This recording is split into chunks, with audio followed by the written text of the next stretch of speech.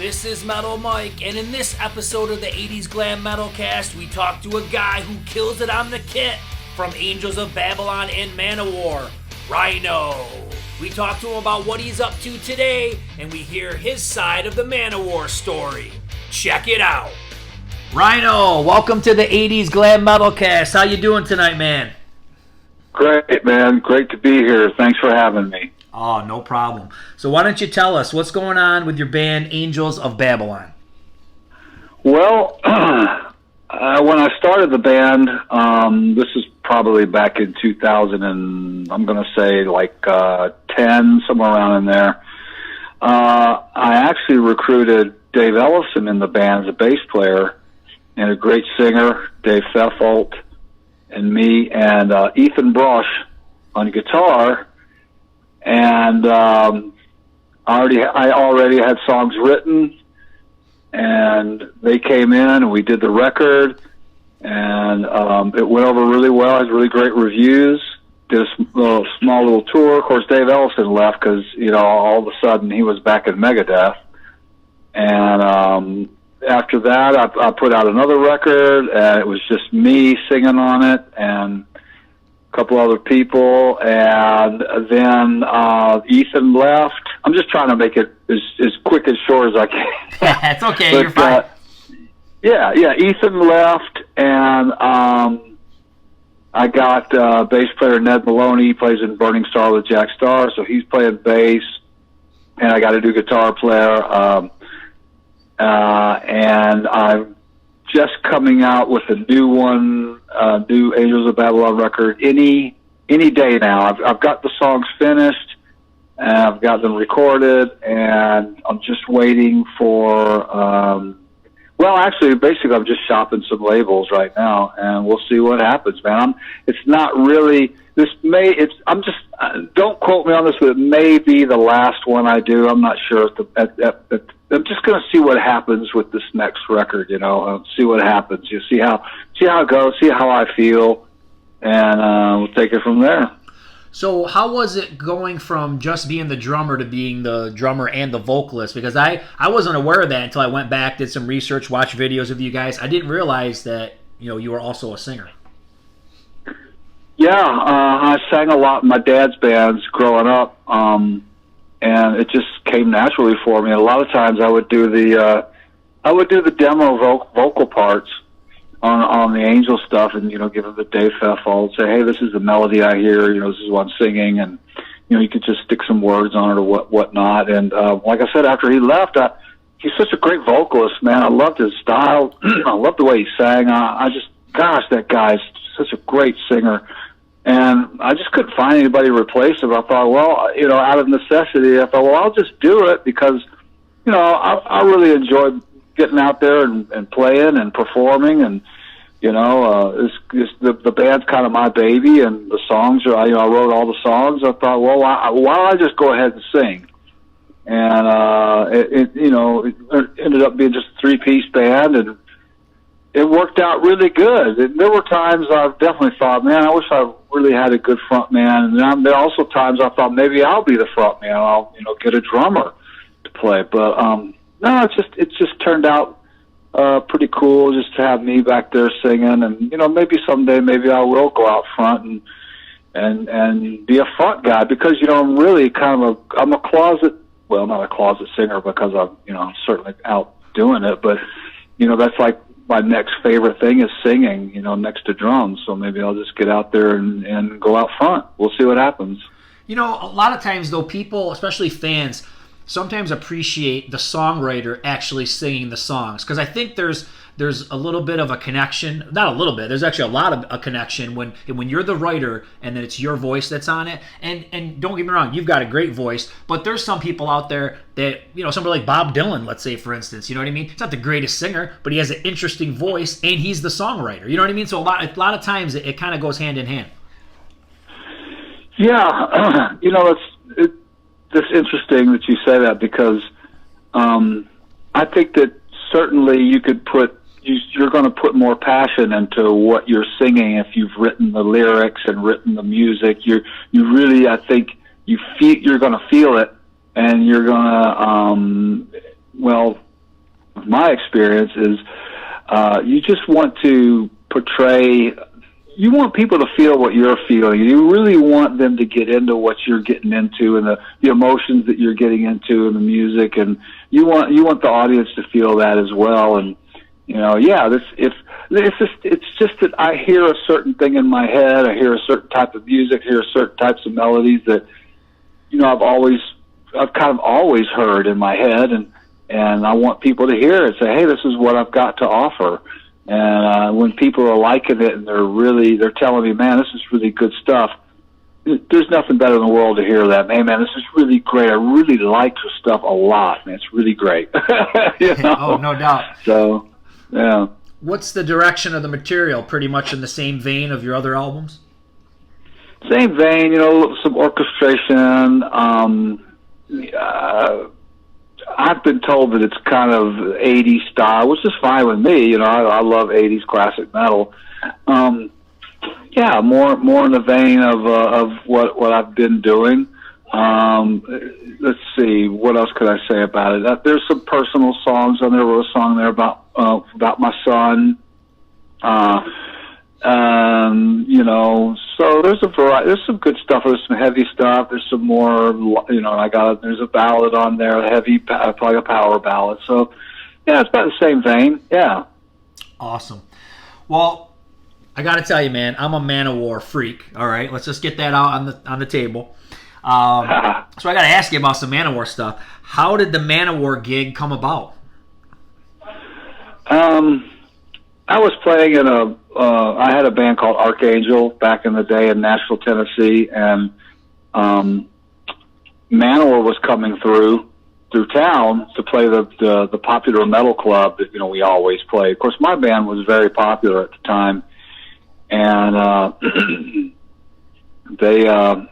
the club put us in as an opening act for Manowar, and so what happened was I was talking to Scott Columbus before we were going to play. I said, hey man, you should check out my band. I think you'll like it. I have a similar setup that you have, with the chrome kit. I had a chrome kit just like he had, and I was like, yeah man, I'll check it out. And obviously he did, and at the time he was leaving, and he ran to the bus and said, man, you got to check this guy out. He'd be a perfect fit for the band.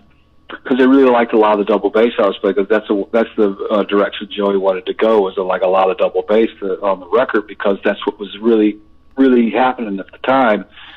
And they came out and saw me, and actually it was funny because when the gig was over, Eric came up to me and said, hey man, he said, why don't I get your number? Maybe we could do some shows together. We really like your band. And I said, sure man, I'll give you my phone number. And next thing I know, Joey called me up and said, hey, I want to talk to you about, collaboration and doing some things together. And that's kind of how it went down. In fact, he came into town in Nashville and said, he laid out a contract. He said, I want to be your manager. I said, okay. Sure. He's told me I could place you in some pretty good spots, maybe in some good bands. And I signed it, and he said, well, welcome to the new Manowar, drummer for Manowar. I was like, oh, wow, okay, all right. That's cool, that's great, that's perfect. That's how it happened. Were you a fan of those guys prior? Honestly, no, but okay. What's funny is when I got in the bands, when the Kings of Metal album came out, and Joey's like, okay, I want you to, I'm going to give you all these cassettes at the time, cassettes. I'm going to give you all the cassettes. I want you to go through them, learn, these particular songs, and, get the idea what's going on. In fact, I told her, I was never really a big man. He said, oh, that's all right, son, don't worry about it. But that's all right. So I listened, and then when I listened to it, I was like, wow, I really liked it, especially Kings of Metal. In fact, I think Kings of Metal is probably one of the greatest heavy metal records ever written. It's definitely one of my top 5. It's a classic, no doubt. I mean, it's really such a magnificent album. So, yeah, when I got to listen to it, I really dig this. So I kind of became a fan after that, yeah. Well, I got to tell you, I like all their albums, but for some reason, Triumph of Steel is my favorite. I Awesome. I just dig the sound. I dig the songs. And once again, I'm going to sound like I'm kissing your ass here or something, but I'd say this is my second favorite drum album of all time. My first is going to be Kiss, Creatures of the Night. I'm a huge Kiss fan, but I love that. I love that album. In fact, I was never a Kiss fan, but Creatures of the Night is the coolest freaking album, man. I love that album. Yeah, that's got sick drums. That's got super sick drums. But man, the drums that are on the Triumph of Steel. I mean, we're talking the sound quality, the power. The complexity, it's just, dude, I love it. I love it.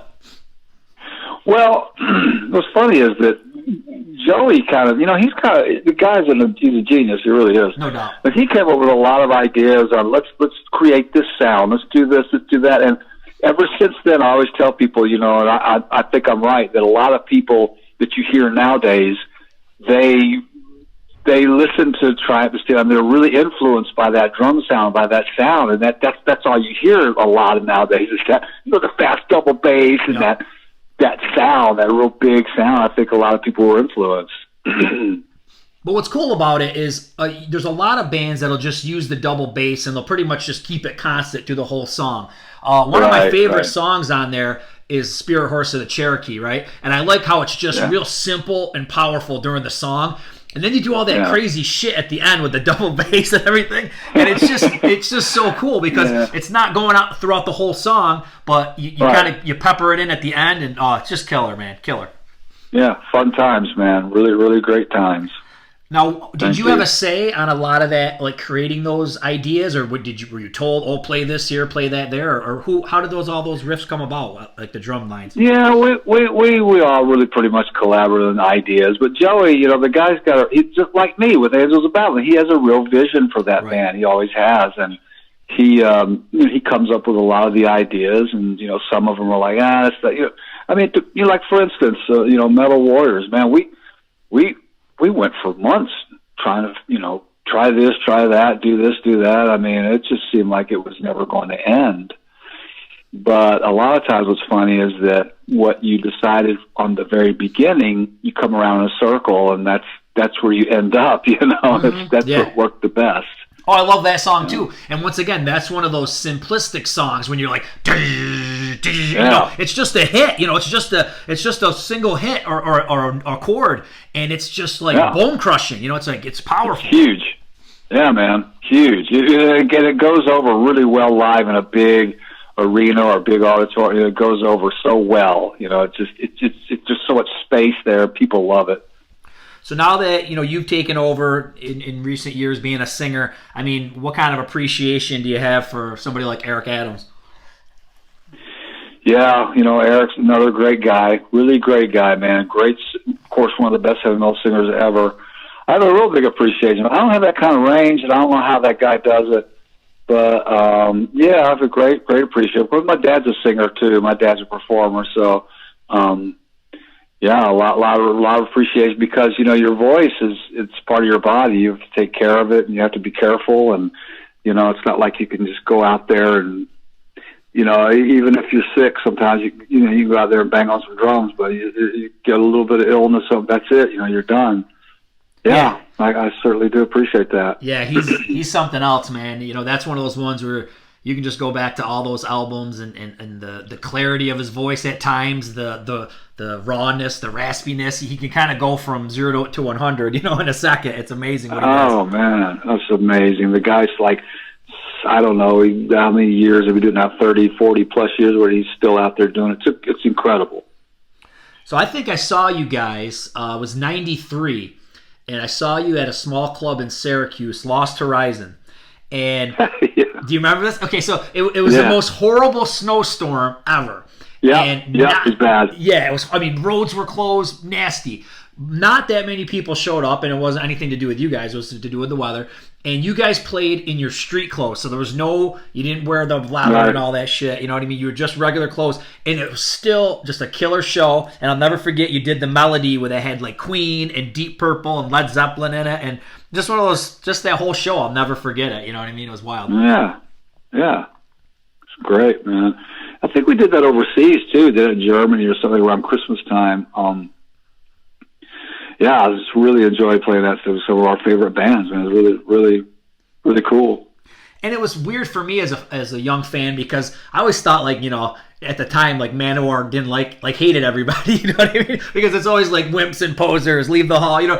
Manowar feels like they're in their own lane, you know what I mean? Like, they don't have influences. But it was cool to hear Manowar do, you know, Queen and stuff like that. Yeah, no, they were fans too of all those bands, and you know, like I said, really cool guys, and you know, really great time, man. Sometimes I wish I could go back, but you know, I wouldn't have my son, wouldn't have my beautiful wife next to me, but yeah, those were some really good times. Now, like on my page, as you know, my page is called 80's Glam Metal. So, I mean, I feature wimps and posers in probably the definition of Manowar on my page. So, how much of that is just like an act? How much of it, you know, how much of some of that Manowar rhetoric is real? Oh, trust me, it's real. I mean, it's not to the point where you think, man, this guy's you know, a child or something. Those guys really are serious about heavy metal and about, you know, delivering music and a show that people appreciate, and it's quality and it's for real, man. It's not a fake. It's not a joke, man. Like I said, these guys work harder than anybody I've ever known in the industry.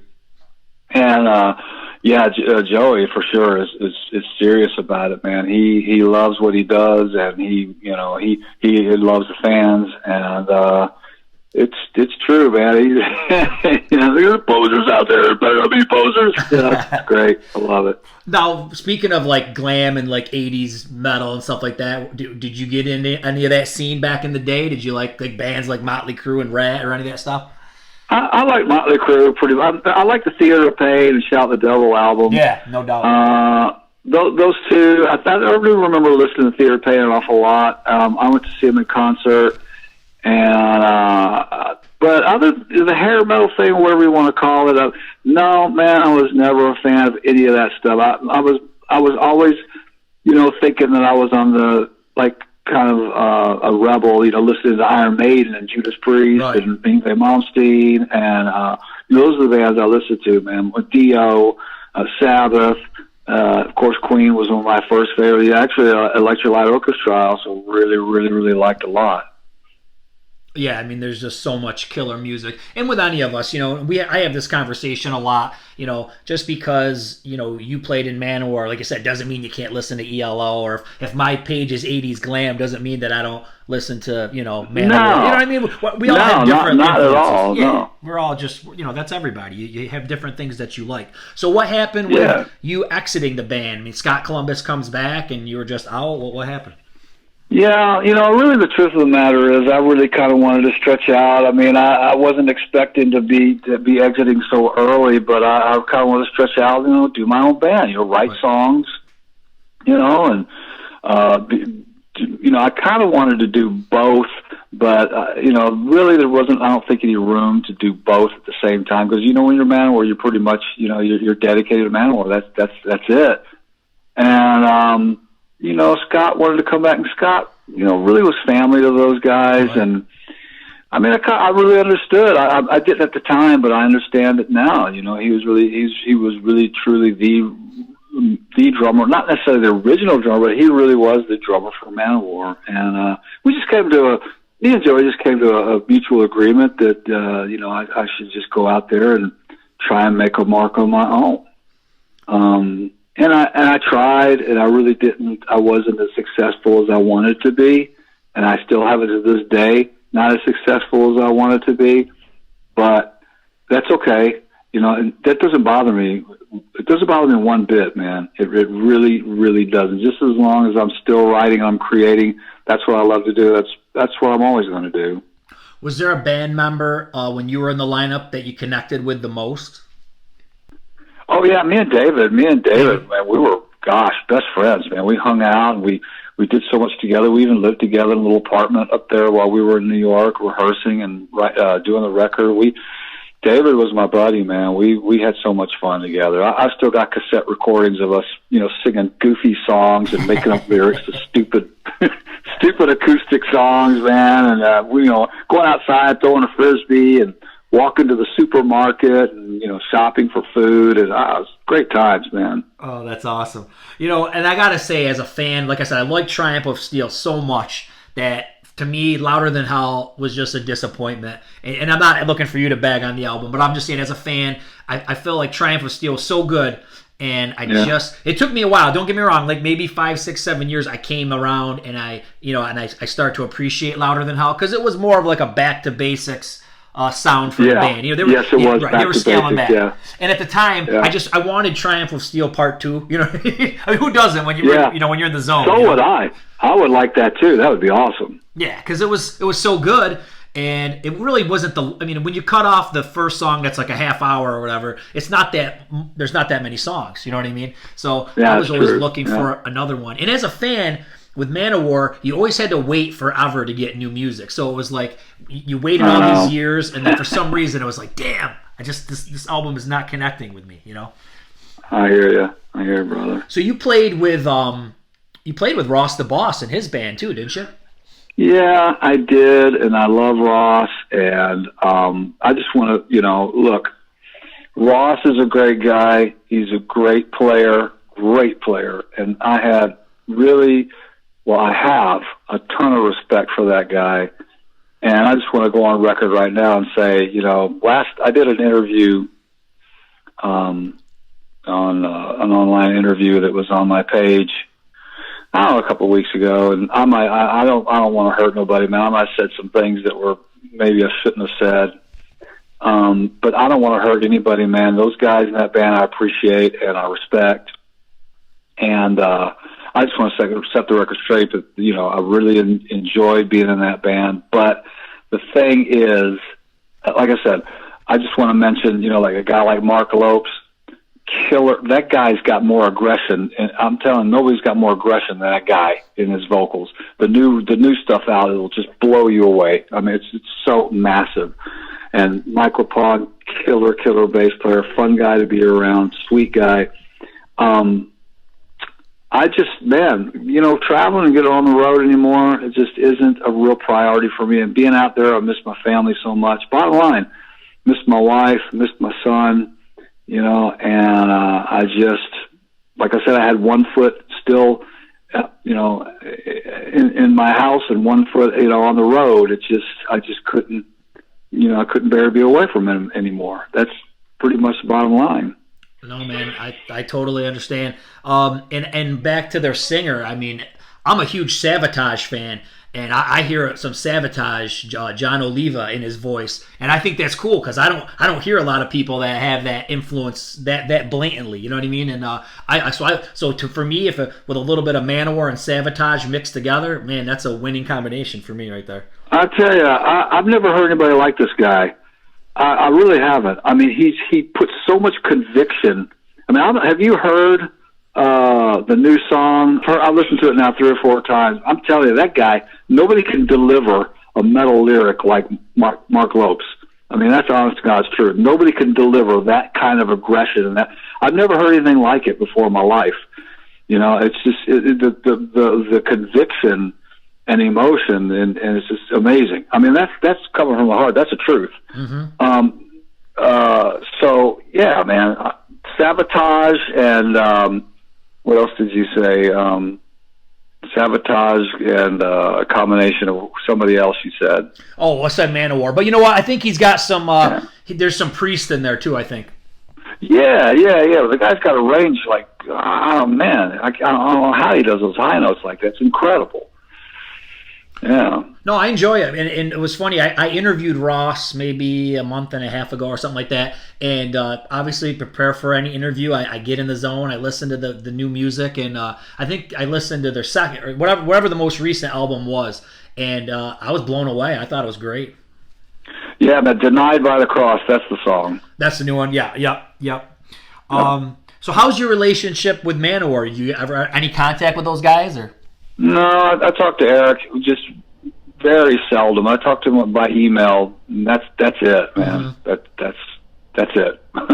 Were you surprised when a couple of the members were out, and they got like the tribute guys. I don't think they have I think right now it's Anders Johansson, right, from Yngwie. He's a drummer now. Great drummer. But I know killer drummer. Yeah, they had a couple. Like at one point, I know they were playing with a guy from a tribute on the drums at one point, and now they've got a guy that was from a tribute on the guitar. What are your thoughts? Yeah, I don't know what to think about that. To be honest with you, I don't know. I know that Anders is killer drummer. I'm happy for them. They got that guy. I mean, my gosh, he could certainly hold his own, and I think he fits perfectly. But as far as guitar player, I just don't know what to think of that.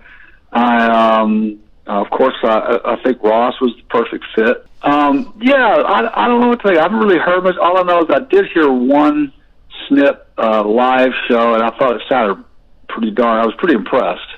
I don't know. What do you think? What do you think about it? Well, yeah, I mean, as a fan, I'm looking, especially of Triumph of Steel, I'm looking for, you and Schenkel to be back in. But yeah, for me, I was kind of like, it didn't impress me. I would have liked to have seen Ross or Schenkel in, for sure.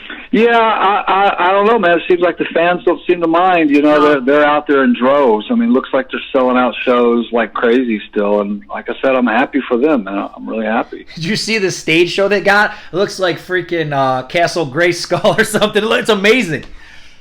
Yeah, the stage is pretty elaborate. That's wild, man. And Anders, I noticed he's wearing some headphones. I don't know what's going on there. I don't know what he's listening to, but that's interesting.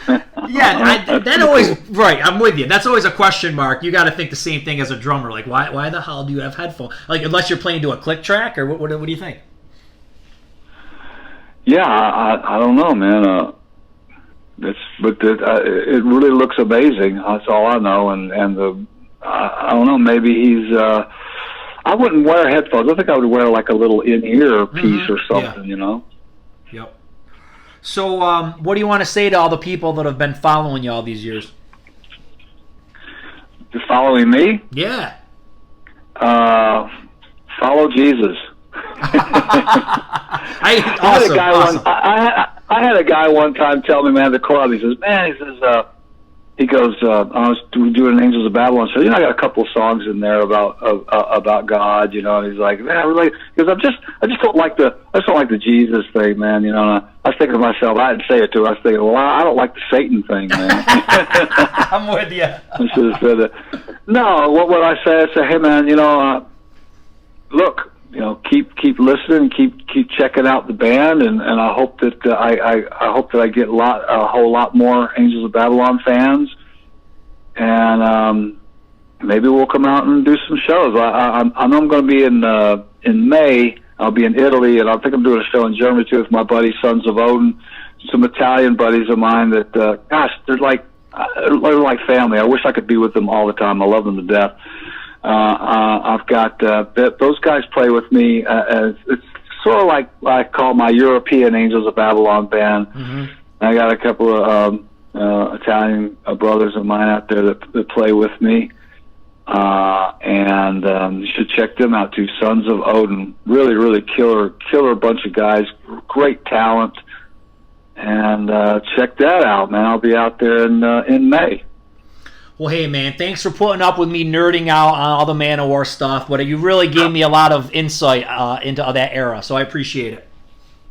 No problem, brother. Thank you.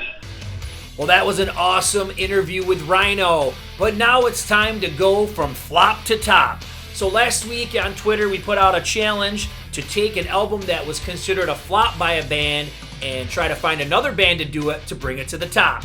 So we're going to go over the Twitter universe's responses, and right now we'll start with Rick Springfield doing Unmasked by Kiss. That was from Tony Rod. You know what? 1980, Unmasked probably was not the right album for Kiss at that point, but Rick Springfield doing Tomorrow or Shandy, I think he could have had some hits with that one. Agree 100%. We've got Bon Jovi recording Keel's 1987 self-titled album. I love the Keel 1987 self-titled album. Once again, it just didn't hit the charts at all, pretty much. And probably somebody like Bon Jovi could have taken it to the level that it needed to be at. And that was in from Robert Nash. Now we've got Alice in Chains doing Dysfunctional by Dokken. That's in from Richie Rich. I can totally hear Alice in Chains doing that Dokken album. Once again, really probably wasn't the right fit for Dokken, but I believe Alice in Chains could have pulled that one off. Rat doing Eat the Heat. That was from Accept, and that was submitted by Electric Elf. I love Eat the Heat, but, that album was just probably not in line with what Accept does. And like we learned with our last episode there that we did, Rat probably can do just about anything, and I think they would have nailed some of those tracks on Eat the Heat. Metallica doing Creatures of the Night by Kiss. That's in by Rich Bramlage. Yeah, definitely. That's a heavier album. Metallica could probably beef that up a little bit, play it a little bit faster, and nail it. But when I think of Creatures of the Night, there's a couple other bands I think that could have nailed that album and took it to the commercial level that it needed to be at. One would be Motley Crue and another Judas Priest. So I think in the early 80s where Kiss was kind of on the decline, those two bands could have took this to the commercial height that it needed to be at. Candlebox doing Subhuman Race by Skid Row. That's in from Scott Witt. Subhuman Race is a great album. It was just a bad time for the 80s bands, and Candlebox could have probably taken that pretty high on the charts. Bon Jovi doing Love Is for Suckers by Twisted Sister. That's in from Twisted Kister.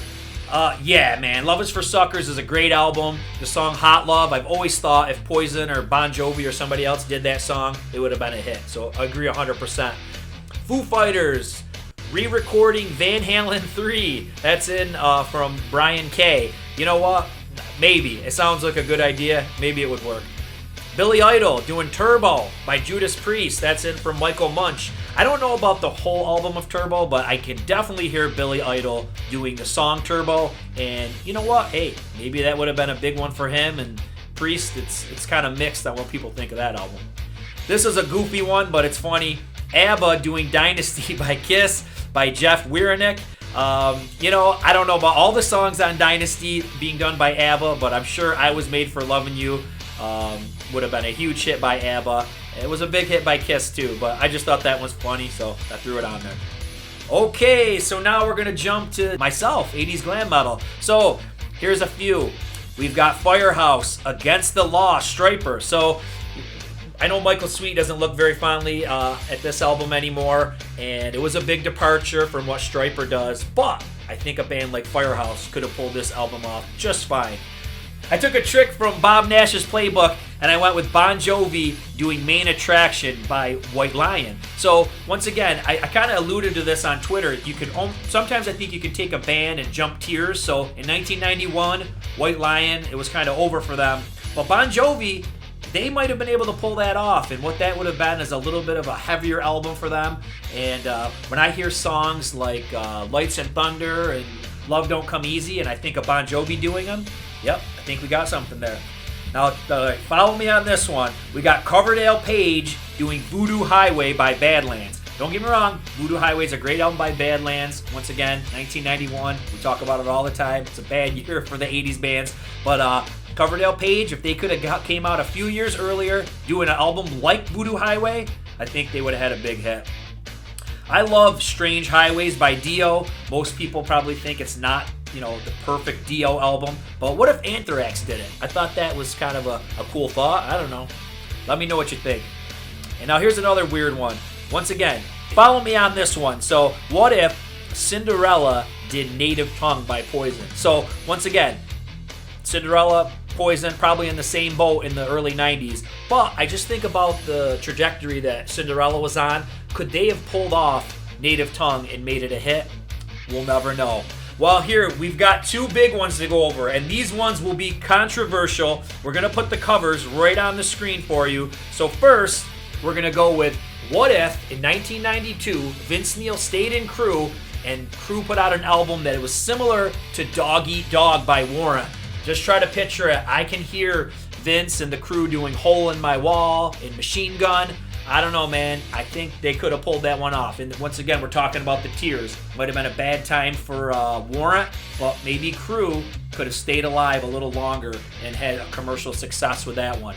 Now, this is the one that people are just probably going to flip out and be pissed off at me about, but just try to follow me on it. So, what if Kiss did an album similar to Motley Crue's 1994 with John Corabi. Now, don't just follow me on this one for a minute. When Revenge was out, and a few years after Revenge, we were always promised the brother of Revenge, or the second coming of Revenge, and we never really got it, because we know Carnival of Souls never had a real release, and it was a major departure for Kiss. But what if Kiss came out and did an album in 1994 trying to build off on some of the momentum that they had from Revenge, and did an album in that kind of style as Motley Crue? Could Kiss have pulled it off? Could Kiss have pulled off what Motley Crue could have? You got to think, Vince was gone. There was a lot of hits to this band at this point, and with Alternative coming in, maybe Kiss could have pulled it off. I think of Gene maybe doing Power to the Music, Paul doing Hooligan's Holiday and Misunderstood. Once again, not every song would probably work for Kiss, but I think maybe they could have pulled it off. In some kind of alternate, parallel 80s metal universe, maybe some of these albums that we all talked about would have worked. So hey guys, thanks for playing along. I always find it's fun. We'll keep doing it on Twitter. We got to keep ourselves busy during our quarantine, our self-quarantines that we're all doing here. So you guys take care of yourselves, stay safe, keep rocking. See ya.